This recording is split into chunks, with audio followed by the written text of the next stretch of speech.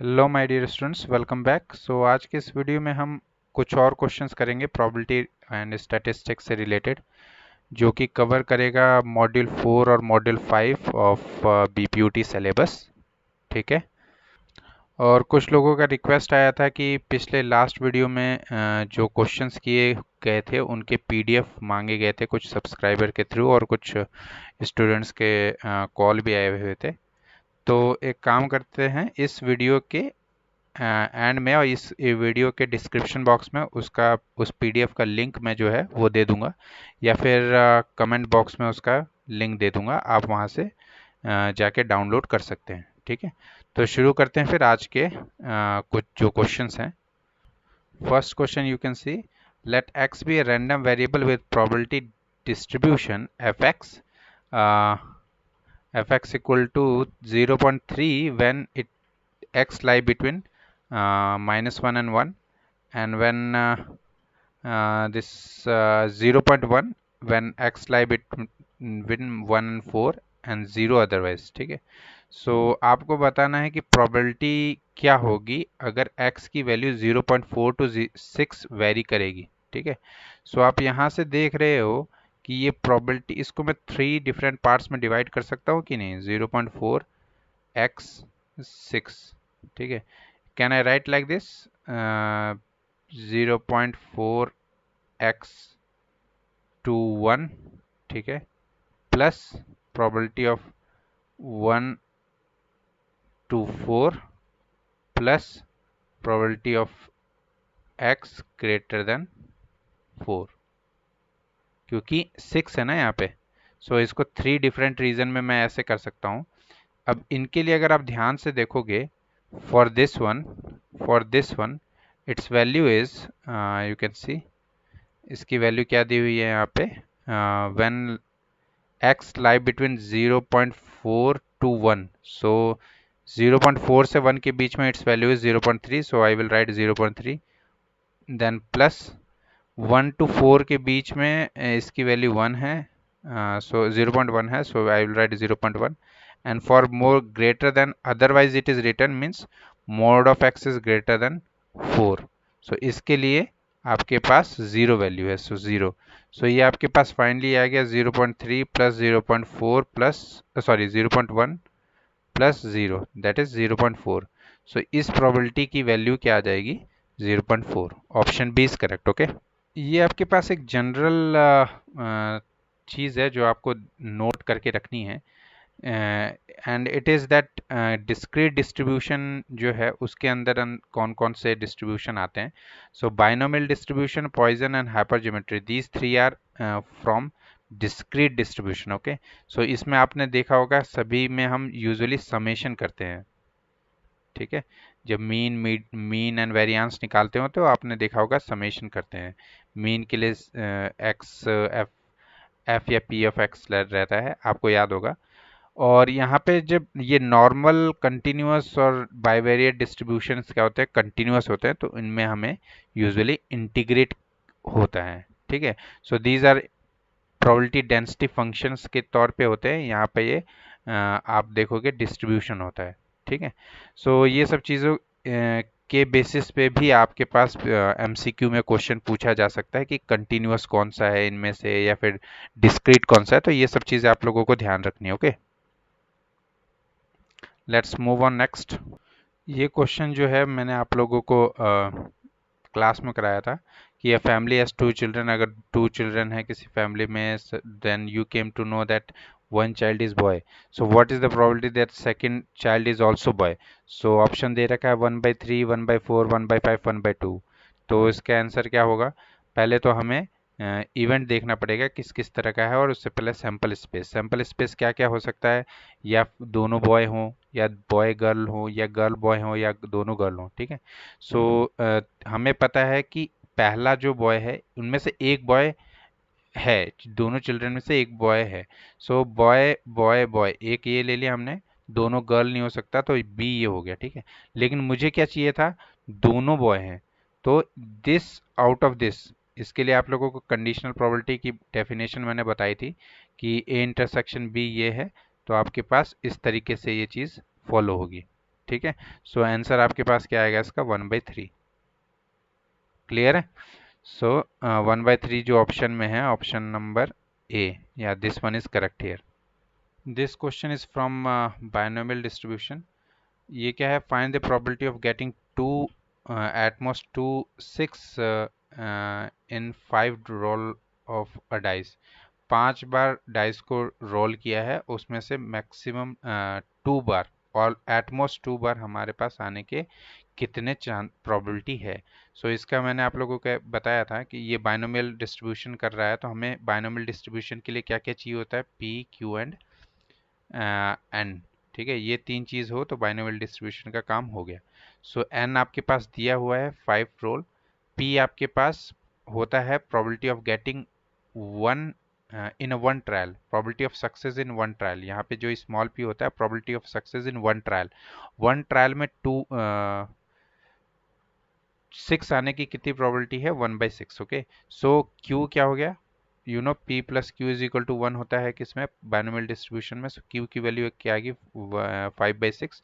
और क्वेश्चन ने पूछा है at most 2 sixes. So p is x for x is less than equal to 2 हो गया। So less than equal to 2 का मतलब हम इसको ऐसे रिप्रेजेंट कर सकते हैं, x equal to 0, x equal to 1 and x equal to 2। बस आपको डिस्ट्रीब्यूशन इसमें अप्लाई कर दीजिए and you got your answer. ठीक है, इसमें डिस्ट्रीब्यूशन मैंने अप्लाई कर दिया है।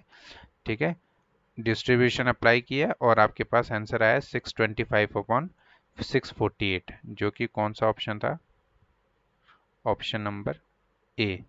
सो ए is correct answer here. Okay, this is another question based on exponential distribution. Exponential distribution के ऊपर क्वेश्चन है ये, जिसमें जो आपका एफ एक्स लेमडा दिया हुआ है वो दिया है 1/5 e⁻⁻x/5। ठीक है, so for x greater than 0 and 0 for x less than equal to 0 हमें मीन और वेरिएंस बताना है क्या होगा। सो ऑप्शंस आपके पास दिए हैं, आप बता सकते हो क्या होगा।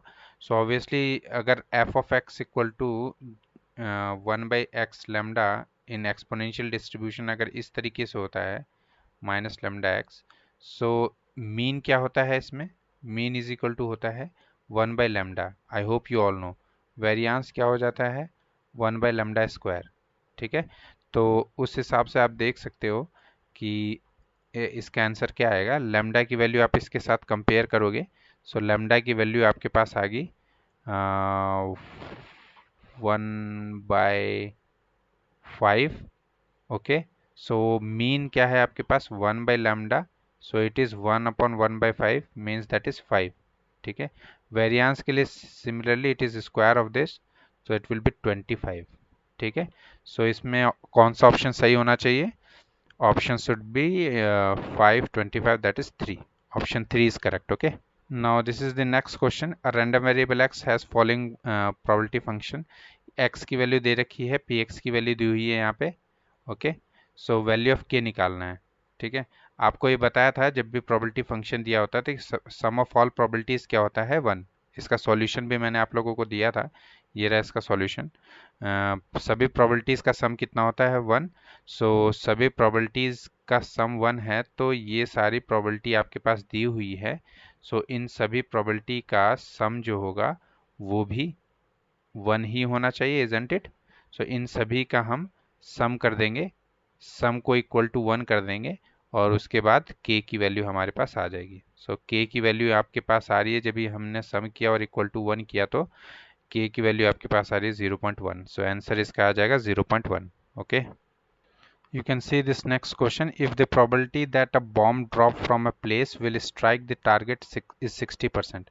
60% है सक्सेस के चांस, मतलब कि अगर बॉम्ब ड्रॉप किया है तो वो उसके टारगेट पे हिट करेगा, उसकी प्रोबेबिलिटी की कितनी है, 60%। 60% अगर मैं प्रोबेबिलिटी के केस में देखूं, मतलब 60 डिवाइड बाय 100 दैट इज 0.6, मतलब 0.6% चांस है कि वो हिट करेगा। ओके, नॉट परसेंट, 60% चांस है वो हिट करेगा, प्रोबेबिलिटी 0.6 है। So if 10 bombs are dropped, अगर 10 बॉम्ब्स ड्रॉप किए हैं हिट करने के लिए, so n equal to here 10 and p is here 0.6। So mean बोला है निकालने के लिए, you see mean and variance क्या होगा। So mean is equal to क्या होता है, np, और वेरिएंस क्या होता है आपको पता है, np and q।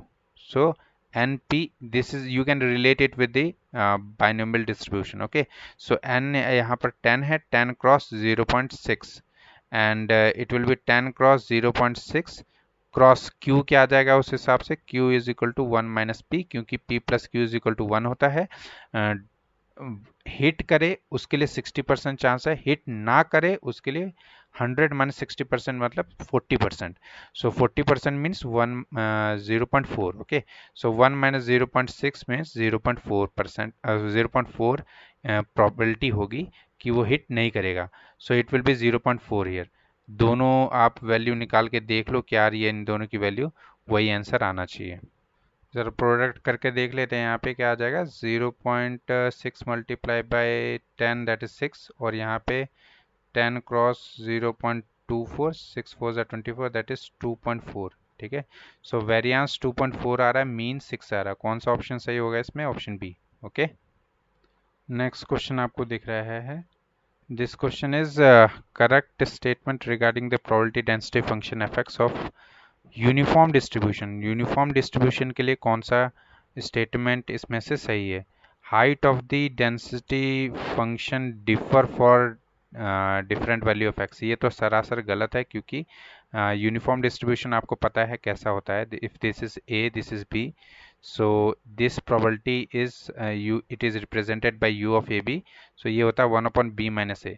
So for all X lie between A and B, सभी के लिए ये हाइट सेम होती है। ठीक है, हाइट इज सेम, सो ये तो गलत हो गया। ठीक है, the density function increase as the value of x increases, ये भी गलत है। एक्स इंक्रीज हो रही है, वैल्यू ऑफ एक्स इंक्रीज हो रही है, तो ये कांस्टेंट है, it is not varying, so ये भी गलत हो गया।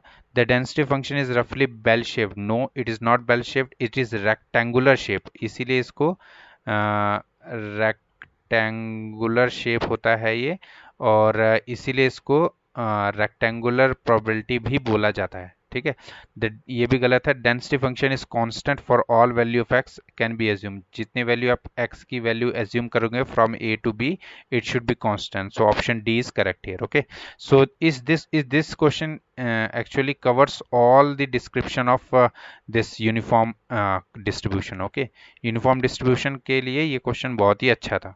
ठीक, let's see next question. Next question क्या है, which of the following is not characteristic of normal distribution. Normal distribution का कौन सा कैरेक्टरिस्टिक नहीं है। सो नॉर्मल डिस्ट्रीब्यूशन आपको पता होगा किस तरह का होता है, ऐसे। ठीक है, आप लोगों को ध्यान होगा। ठीक है, it is symmetric distribution, obviously 100% it is symmetric, because about mu about mean it is symmetric. ये क्वेश्चन आपके लास्ट, ये वाला जो पोर्शन आपने लास्ट वीडियो में भी समझा होगा। ठीक है, the mean is always zero, ये जरूरी नहीं है, क्योंकि मीन जीरो केवल किस टाइम पे होता है, स्टैंडर्ड नॉर्मल वेरिएट जब हम लिखते हैं, स्टैंडर्ड नॉर्मल वेरिएट, उस केस में हम इसको ले लेते हैं zero, mu is equal to zero. Okay,